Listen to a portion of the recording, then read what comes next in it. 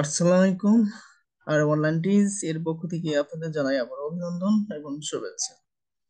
আজ আমি আপনাদের মাঝে আরো একটি গুরুত্বপূর্ণ ভিডিও নিয়ে হাজির হয়েছি। সেটি হচ্ছে গ্রামীণ ব্যাংকের শিক্ষানবিশ কেন্দ্র ব্যবস্থাপক পদে তৃতীয় ধাপের চূড়ান্ত রেজাল্ট 2024 প্রকাশিত।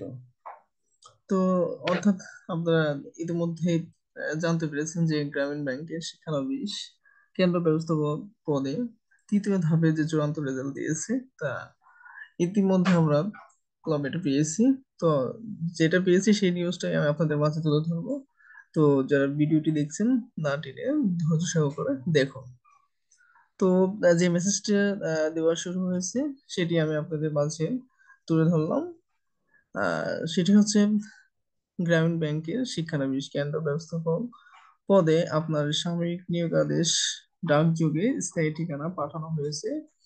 আগামী 16/7/2024 সকাল 9টায় সকল শিক্ষাগত যোগ্যতার সনদপত্র, জাতীয় পরিচয়পত্র অর্থাৎ মূল কপি ও 2 সেট সত্যায়িত কপি এবং 4 কপি সত্যায়িত রঙিন ছবি সহ গ্রামীণ ব্যাংক প্রশিক্ষণ কেন্দ্র, প্রধান কার্যালয়, মিরপুর 2, ঢাকা 1216 এ যোগাযোগের জন্য বলা হয়েছে।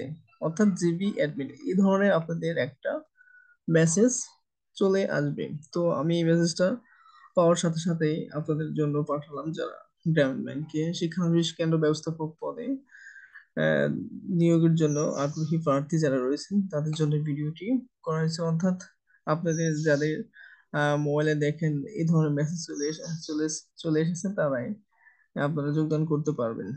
তো এই ছিল আপনাদের জন্য আজকের ভিডিও। তো ভিডিওটি দেখার জন্য সবাইকে ধন্যবাদ। যারা নতুন রয়েছেন তারা অবশ্যই সাবস্ক্রাইব করবেন।